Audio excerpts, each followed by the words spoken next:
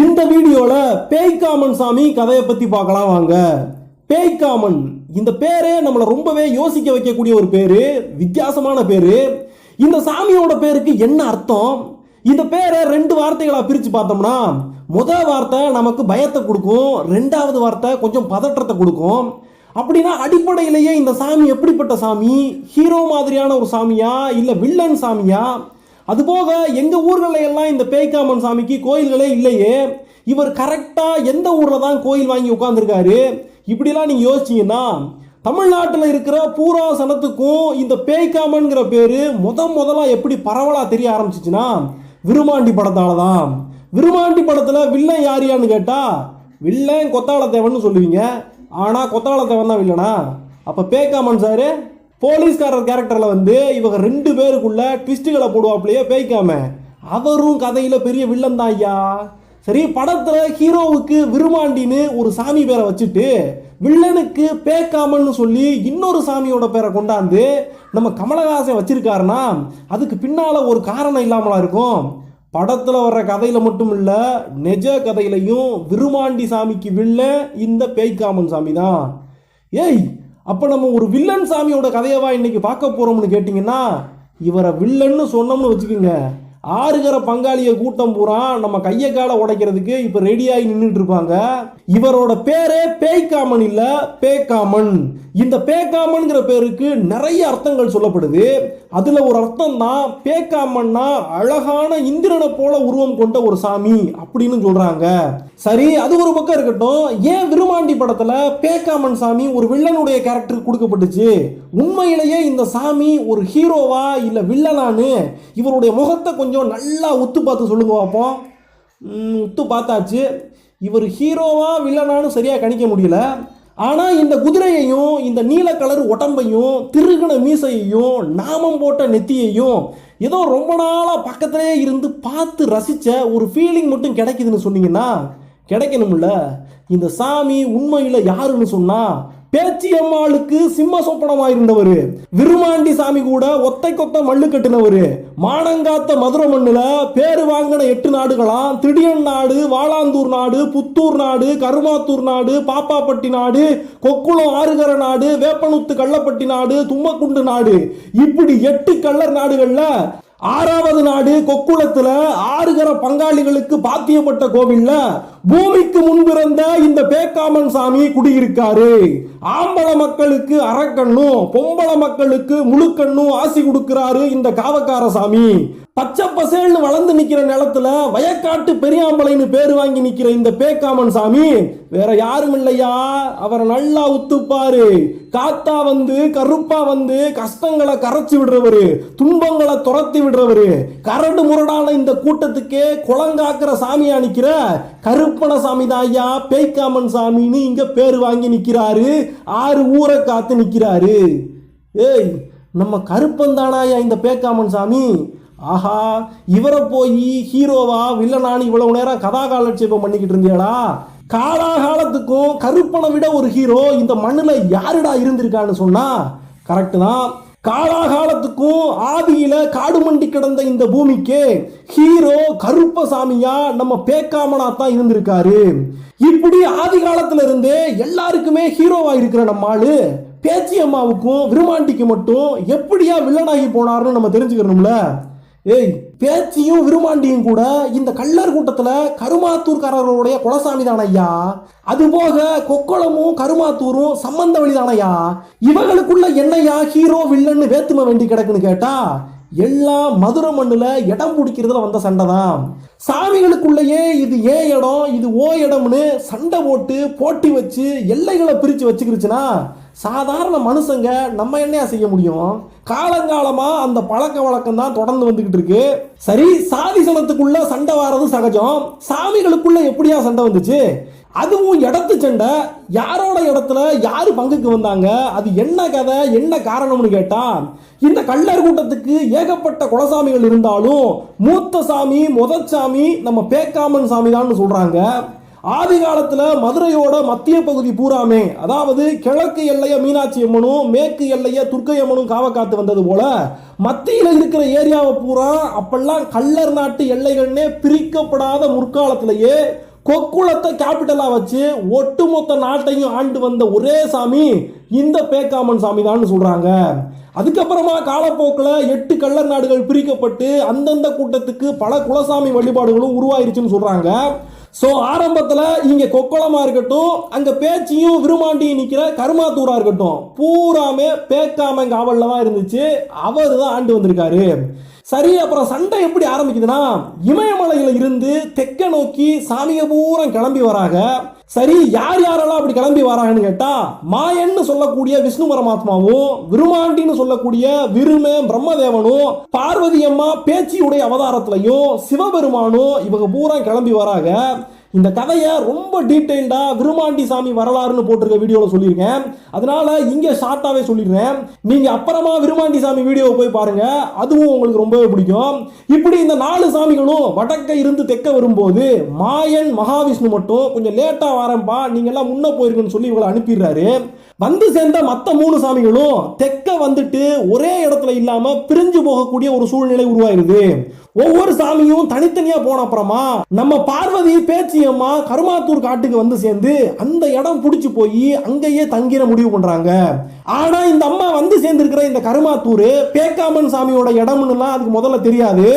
இந்த அம்மா வந்தவங்க வடநாட்டு பக்கத்துல இருந்து வந்ததுனால அவங்களோட பூச முறை ரொம்பவே வித்தியாசமா இருந்திருக்கு.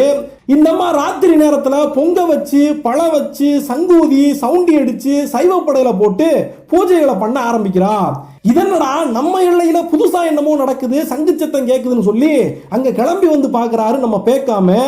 நீ யாரு, என்ன இங்க இந்த நேரத்துல என்னமா பண்ணிக்கிட்டு இருக்க அப்படின்னு குதிரை மேல உட்கார்ந்துக்கிட்டே காவக்காத்து பவனி வந்த நம்ம சாமி விசாரிக்க போக பேச்சியம்மா சொல்லுது, இது பூரா நாட்டு மக்களுடைய நல்லதுக்காகத்தான் தெய்வங்களுக்கு செய்யக்கூடிய பூஜை முறைகள்னு சொல்ல போக பேக்காம சத்தம் போட்டு சிரிக்கிறாரு. ஏன் மக்களை காத்து நிக்க நான் இருக்கேன், நான் போதாதா? என்னை விட பெரிய சாமி இங்க யாருமே இல்லை. இந்த சைவ பூஜை ஆரிய வழிபாட்டு முறைகளை பூரா மூட்டையை கட்டிக்கிட்டு 1 வாரம் 10 நாள்ல ஊரை போய் பார்த்து சேருமான்னு கெடு வச்சுட்டு போயிடுறாரு பேக்காம. சில வெர்ஷன் ஸ்டோரியில இது எப்படி சொல்றாங்கன்னா, ராத்திரி இந்த பேச்சியம்மா ஊதின சங்கு சத்தத்தை கேட்டு கிளம்பி வந்தாரு பேக்காம. இவங்க போடுற சைவ படையல் அவருக்கு கொஞ்சம் கூட சகிக்கலைன்னு சொல்லி அந்த அம்மா வளர்த்து வச்சிருந்த யாக வேள்விகள்ல வடநாட்டு பூஜைகள்ல பூரா அவர் வேட்டையாடி கொண்டு வந்த மாட்டு குடலை கொண்டாந்து போட்டுட்டாருன்னு சொல்றாங்க. இல்ல இல்ல, பேச்சியம்மாவை பயங்காட்ட வேண்டி மாட்டு குடலை உடம்பு பூரா போட்டுக்கிட்டு வந்து நின்னாப்ல. அதை பார்த்து பேச்சியம்மா ஒரு பக்கம் பயந்து போயிட்டாலும் அந்த மாட்டு குடலை பூரா பூமாலையா மாத்தி விட்டுட்டான்னு சொல்றாங்க. எது எப்படியோ பேக்காமன் எல்லையில பேச்சியம்மா ஐயமார் வழிபாடு போல யாக வளர்த்து சைவப்படையல் போட்டு நிக்கிறது, சங்கு ஊதுறதெல்லாம் இடத்துக்கு உரிமைப்பட்ட ஆளு பேக்காமன் சாமிக்கு பிடிக்க மாட்டேங்குது. அதனால அந்த அம்மாவை கிளம்ப சொல்லிட்டு போயிடுறாரு. ஆனா பேச்சு இந்த கருமாத்தூர் பிடிச்சு போயிட்டதுனால இங்கேயே தங்கணும், அதே நேரத்துல பேய்க்காமனையும் சமாளிக்கணும்னு சொல்லி அவங்க அண்ணன்னு இந்த கதையில சொல்லப்படக்கூடிய பிரிஞ்சு போயிருந்த விருமனை, அதாவது விருமாண்டிய கருமாத்தூருக்கு கூட்டி வராங்க. இப்படி இந்த பேச்சியை போக சொன்னா அவ வாட்டுக்கு போகாம சப்போர்ட்டுக்கு ஆளை கூட்டு வந்திருக்காளே, சரி முழுசா மோதி பாத்திர வேண்டியதான்னு சொல்லிட்டு வானம் இடி முழங்க பூமி கிட்டுக்கிட்டுங்க கருமாத்தூர் கிளம்பி வராரு நம்ம பேக்காம. சண்டை சிறப்பா ஆரம்பிக்குது. விருமாண்டியும் பேக்காமனும் கெட்ட ஆட்டம் போடுறாங்க, மதுரையே குலுங்குது. இந்த சண்டை இப்படியே போச்சுன்னா நாடு தாங்காது நகரம் தாங்காதுன்னு சொல்லி இவங்க சண்டையை பைசல் பண்ணி வைக்கிறதுக்காக திருப்பரங்குன்றத்து முருகனும் மீனாட்சி சொக்கநாதரும் கிளம்பி வராங்கன்னு சொல்றாங்க. சில கதைகள் என்ன சொல்றாங்கன்னா, திருப்பரங்குன்ற முருகனோட மீனாட்சி அம்மா வந்தாங்க, அப்படியே அழகரும் கிளம்பி வந்தாருன்னு சொல்றாங்க. ஏய் சாமிங்க நமக்குள்ள என்னப்பா சண்டை, ஒன்று செய்வோம், குதிரை ரேசு வைப்போம். போட்டியில யாரு குதிரை மேல ஏறி கொள்ள தூரம் போய் வராங்களோ அவங்களுக்கு அந்த ஏரியா பூரா சொந்தம்னு தீர்ப்பு சொல்லிடுவோம்னு சொல்லி இந்த பஞ்சாயத்துக்கு வந்த 3 சாமிகளும் சொல்ல பேக்காமன் சாமியும் விருமாண்டி சாமியும் அதை ஒத்துக்கிறாங்க.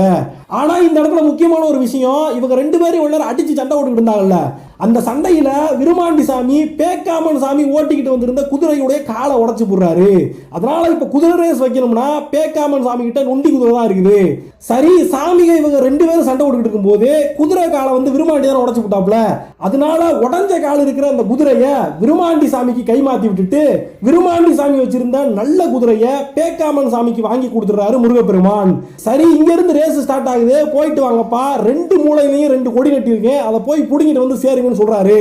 இப்ப பேக்காமன் சாமி நல்ல குதிரையில போயிட்டு இருக்காரு, விருமாண்டி சாமி நொண்டி குதிரையில போயிட்டு இருக்காரு. சோ எப்படி பார்த்தாலும் பேக்காமன் சாமி அதிகமான தூரத்தை வளைச்சு வந்து முதலா வந்து அந்த இடத்துல ஜெயிச்சு நிக்கிறதுக்கான வாய்ப்புகள் அதிகமா இருக்கு. ஆனா விருமாண்டி சாமியை ஜெயிக்க வைக்கணும் அப்படிங்கிற ஒரு காரணத்துக்காக அந்த இடத்துல ஒரு சூழ்ச்சி செய்யப்பட்டதுன்னு சொல்றாங்க. அந்த சூழ்ச்சியின்படி ஒரு மோகினி அவதாரம் வந்து நம்ம பேய்க்காமனை வழிமறிச்சு அவரை கொஞ்ச நேரம் தடுத்து வச்சிருந்ததாகவும், அதுக்கப்புறமா இப்படியே போய்கிட்டு இருந்தா பேய்க்காமன் ஜெயிக்கவே முடியாது, உள்ள இடமும் போயிருன்னு சொல்லிட்டு முருகப்பெருமான் தன்னுடைய சேவலை அந்த இடத்துல கூவ வச்சு பேக்காமனா மறுபடியும் அந்த சூழ்ச்சியில இருந்து எழுப்பி விட்டு அவரை ரேஸை கண்டினியூ பண்ண வச்சாங்கன்னு சொல்றாங்க. எப்படியோ கடைசியாக விருமாண்டி சாமி வரும்போது அதிகமான இடங்களை பிடிச்சிட்டு வந்து கருமாத்தூரை ஆட்கொண்டுறாரு. நம்ம பேக்காமனால கருமாத்தூரை மீட்க முடியாம கொக்குளத்தோட நின்று போயிடுறாரு.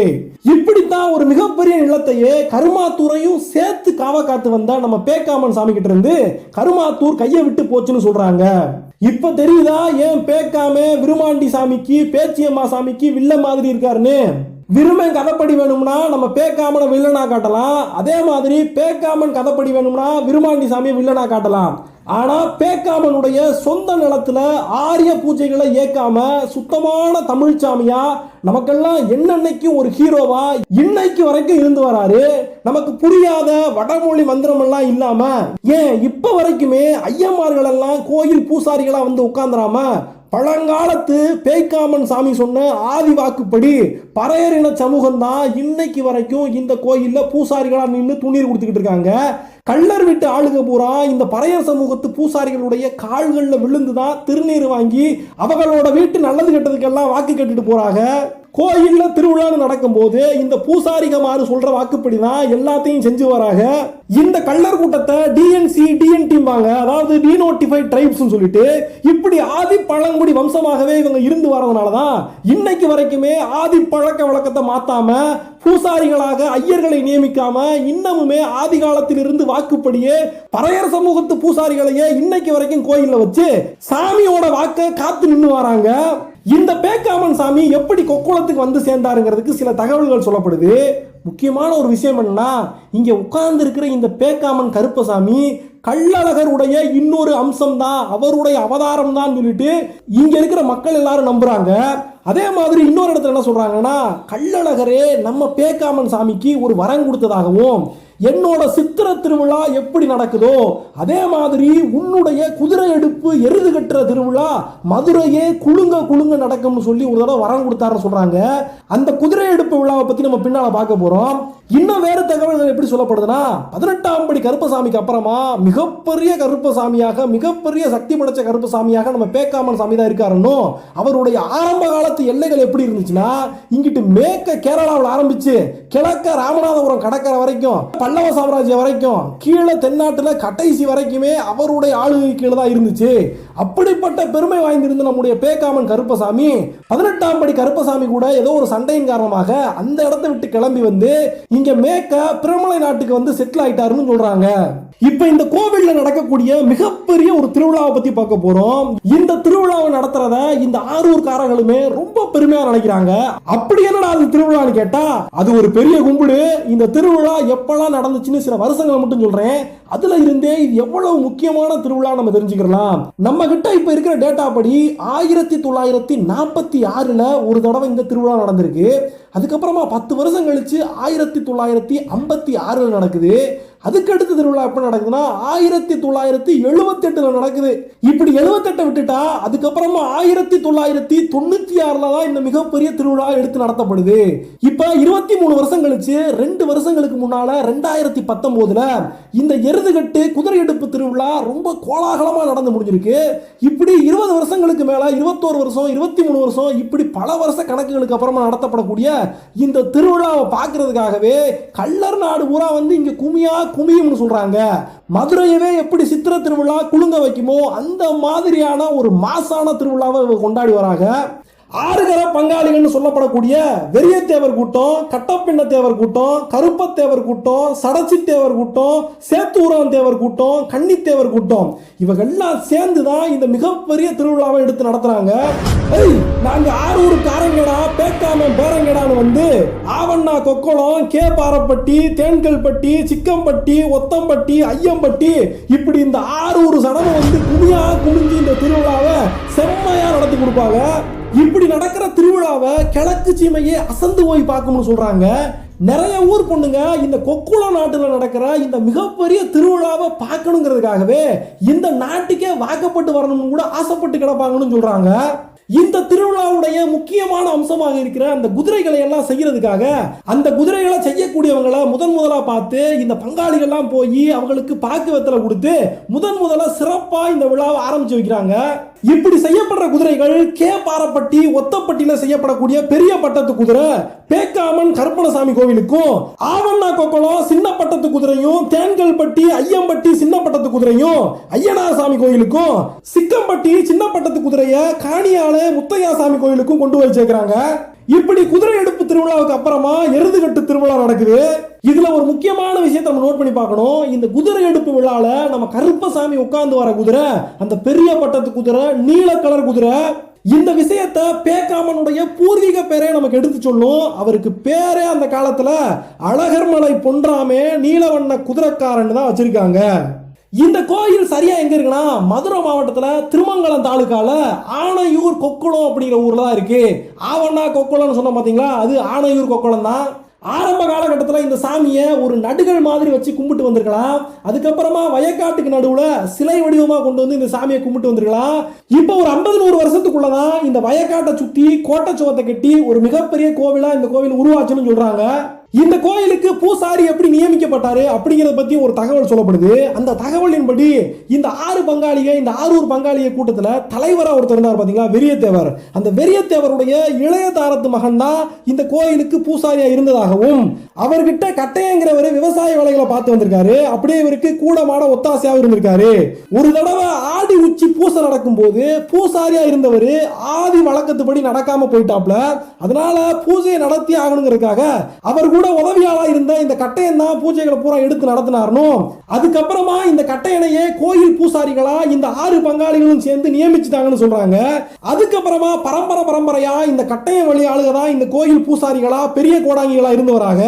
அதே நேரத்தில் கட்டையன் பரம்பரையில் இல்லாத அந்த ஊர்ல இருக்கிற சூத்தையன் கூட்டம் சொல்லக்கூடிய இன்னொரு கூட்டத்தை சேர்ந்த ஒரு சாமியார் தான் சின்ன கோடாங்கியா இருப்பாப்ல. இந்த கோவிலை பத்தி நம்ம இவ்வளவு வரலாறுகள், இவ்வளவு விஷயங்களை நம்ம தெரிஞ்சிட்டாலுமே இன்னைக்குமே பேக்காமன் சாமி சில இடங்கள்ல வில்லனா சித்தரிக்கப்படுறாரு. ஆனா உண்மையிலேயே கருப்பசாமி எப்படியா வில்லனா இருக்க முடியும்? கருப்பே எந்த காலத்திலையும் எப்படி இருந்தாலும் நமக்கு ஹீரோ தான். அது மட்டும் இல்லாம இங்க கருப்பசாமி ஒரு அழகர் சாமியுடைய அவதாரமாகவே, ஒரு சைவ சாமியுடைய அவதாரமா இங்க இருக்கிறதுனால அவர் இந்த மாட்டு குடலை எல்லாம் மேல போட்டு கொண்டு போய் பேச்சியம்மாளை ஒன்றும் பயங்காட்டல. இவர் என்ன செஞ்சாரு, பேச்சியம்மாளை ஊரை காலி பண்ணிட்டு சொல்ல போக பேச்சியம்மா அந்த இடம் பிடிச்சி போனதுனால அங்கேயே இருப்பேன் அடம் முடிச்சதுனால சின்னான்னு சொல்லக்கூடிய சின்னச்சாமி அனுப்பி வைக்கிறாரு நம்ம பேக்காம. சின்னச்சாமி போய் பேச்சியம்மால மிரட்டுறாரு. அப்பையும் பேச்சியம்மா கிளம்பி போக மாட்டேன்னு சொல்லும் போது சின்னச்சாமி தான் அந்த அம்மாவை பயங்காட்டுறதுக்காக மாட்டு குடலை எல்லாம் மேலே போட்டு போய் பயங்காட்டினாரு அப்படின்னு ஒரு தகவல் சொல்லப்படுது. ஆனா சின்னச்சாமி இப்படி செஞ்சது சைவச்சாமியா, கள்ளழகருடைய ஒரு அவதாரமாக சைவச்சாமியா இருக்கிற நம்ம பேக்காமனுக்கு அந்த காலத்துல பிடிக்காம தான் போச்சுன்னு சொல்லப்படுது. இருந்தாலும் தான் எல்லைக்குள்ள வந்து சொல்ல கேட்காம பேச்சியம்மா இப்படி இருக்காங்களேன்னு சொல்லிட்டு தான் அவங்கள அந்த இடத்த விட்டு காலி பண்ணுங்க, இந்த ஆரிய பூஜை முறைகள்லாம் நுப்பாட்டணும், இது எனக்கு பிடிக்கல, என்னுடைய ஆதி வழக்கப்படி என்னுடைய ஆதி வாக்குப்படி தான் எனக்கு பூஜைகள் நடக்கணும், என் எல்லைகள் எப்பவுமே அப்படி இருக்குன்னு சொல்லிட்டு தான் சாமி பேச்சியம்மால அந்த இடத்த விட்டு போக சொன்னாருன்னு சொல்றாங்க.